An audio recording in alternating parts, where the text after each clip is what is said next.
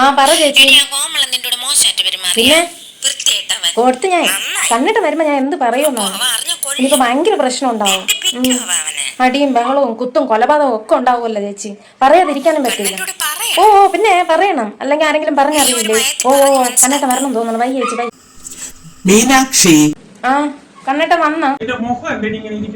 ഞാനൊരു കാര്യം പറയാം, കണ്ണേട്ട സമാധാനത്തോടെ കേക്കണം കേട്ടാ. ഓ ഞാൻ സമാധാനത്തിൽ ഇരിക്കാം. നീ കാര്യം പറ. എന്താണ് നിന്റെ മുഖം എങ്ങനെ ഇരിക്കുന്നത്? ബഹളം ഒന്നും ഉണ്ടാക്കരുത്. എടി നീ വളച്ച് കെട്ടാതെ കാര്യം പറ. എന്തെങ്കിലും പറഞ്ഞാലല്ലേ നമുക്കറിയാൻ പറ്റുള്ളൂ. അതില്ലേ, ആ കോമളന് ഞാൻ 2 കൊടുത്തിട്ടുണ്ടേ. അയാൾ എന്റെ അടുത്ത് മോശമായിട്ടുള്ള ഒരു പെരുമാറ്റം. ഞാൻ വൃത്തിയെ കൊടുത്തിട്ടുണ്ട്. ആ ഞാൻ അടി കൊടുത്തു, 2-3 അടി കൊടുത്തു. അടിച്ചോന്നാ പിന്നെ ഞാൻ എന്ത് ചെയ്യണം? എന്നോട് മോശമായിട്ട് പെരുമാറിയാ ഞാൻ പോയിട്ട് പൂജിക്കണോ? എനിക്ക് വയ്യ. ഇനി എന്തൊക്കെ പ്രശ്നങ്ങൾ ഞാൻ ഇനി നോക്കണം. ഇവളെ കെട്ടിയതിന്റെ അന്ന് മുതൽ ഞാൻ കിടന്ന് കഷ്ടപ്പെടാം. എന്റെ വായിരിക്കണൊന്നും കേക്കരുതേ. എന്റെ പൊന്നപ്പോ ഞാൻ ഇത് എന്തൊക്കെ കേക്കാൻ. നിങ്ങൾ പോയി ചോദിച്ചില്ലെങ്കിൽ ഞാൻ കൊല്ലും ഞാൻ നിങ്ങളെ. ആഹാ ഇങ്ങനെ പറയണം. സത്യം പറ. നീ ഞാൻ അയാളെ ചെള്ളയിൽ 2 എണ്ണം കൊടുത്തു. എന്റെ പൊന്നേ, ഇവള് അടിച്ചിരിക്കുന്നു.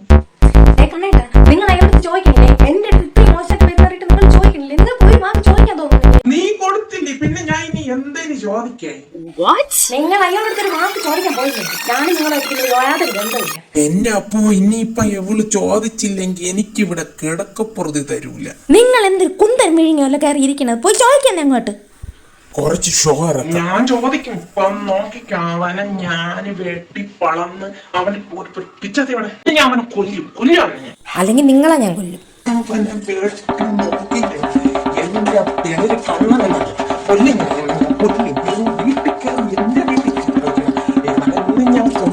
എവിടെ. അയ്യോ കണ്ണേട്ട കൊല്ലല്ലേ. എന്നെ പിടിക്കരുത്, നീ എന്നെ പിടിക്കരുത്. എന്നെ വെറും ഉണ്ണാത്തനാക്കിയ ഇവനെ കൊന്നിരിക്കും. അവനെ വെട്ടിപ്പിച്ച് ഞാൻ. ആയുധം കൊണ്ടുള്ള കളി വേണ്ട. പറഞ്ഞത് കൊണ്ട് ഞാൻ ഇന്ന് ഈ ആയുധം കൊണ്ടുപോണില്ല. നീ പറഞ്ഞത് കൊണ്ട് മാത്രം. അവന്റെ അടുത്ത് പോയി ചോദിച്ചാ മതി. ശരി ഞാൻ പോവാ, നിങ്ങൾ ചോദിക്ക്. എന്റെ പൊന്നെ, അവള് പോയി. ഇനിയിപ്പൊ എന്തൊരു ചെയ്യും? ഫോൺ വിളിച്ച് ചോദിക്കാം. ഹലോ കോമള എന്നാ എന്തടേ? നിങ്ങൾ ഇതെന്തിരി കാണിച്ചതിന്റെ വീട്ടിൽ? എനിക്ക് കിടക്കപ്പുറത്ത് നിങ്ങൾ ഈ അടുത്തിരുന്നുകൊണ്ട് ഇതൊന്നും നല്ല സ്വഭാവമാണ്. അറിയാതെ പറ്റിപ്പോയി. പറ്റിപ്പോയെന്ന് ക്ഷമിക്കണം. നിങ്ങൾക്ക് എന്റെ സ്വഭാവം അവൾ എന്നെ തെറ്റിദ്ധരിച്ചതാണ്. അവളെന്ന് 2 വാങ്ങിച്ചല്ല, അപ്പൊ സമാധാനായല്ല. എല്ലാ പെണ്ണുങ്ങളൂടെയും കൂടെ കളിക്കും പോലെ അവളൂടെ കളിക്കല്ലേ കോമള എണ്ണ. നിങ്ങൾ അവള് വെട്ടി പിടിഞ്ഞു കളഞ്ഞു. എനിക്ക് മനസ്സിലായത്. ഞാൻ അനുഭവിക്കുന്നതാണ് എനിക്കറിയാം. ശരി, ഇനി ഇതുപോലെ ആരോടെയും നിങ്ങൾ ഇങ്ങനെ കാണിക്കല്ലേ.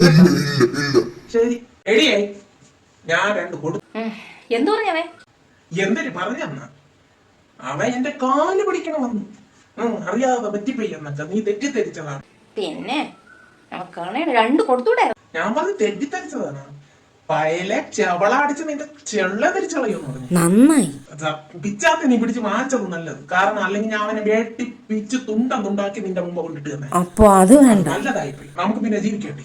അന്ന് 2 കൊടുത്തല്ല കൊടുത്ത് ഞാൻ വൃത്തിയായിട്ടു. പിന്നെ അങ്ങനെ വർത്തമാനം ഇങ്ങനെ കുറച്ചായപ്പോഴേ ആൾക്കാരൊക്കെ വന്ന് നോക്ക്. മോശം വൃത്തിയായിട്ട കാര്യങ്ങളല്ലേ. അതുകൊണ്ട് ഞാൻ സമാധാനം. എന്റെ മുന്നേ വന്ന ഇനി വരൂല. അവൻ വൃത്തി കൊടുത്തിട്ടുണ്ട്. അവൻ എന്നെ പേടിയുണ്ട്. എന്റെ വേറൊരു മുഖം അവനെ ഞാൻ കാണിച്ചു കൊടുത്തു. ഇപ്പഴാണ് എനിക്ക് സമാധാനായ. നീ സമാധാനപ്പെട്ടി മിണ്ടല് കേട്ടാ. നിങ്ങൾ സത്യം പറയല്ലേ.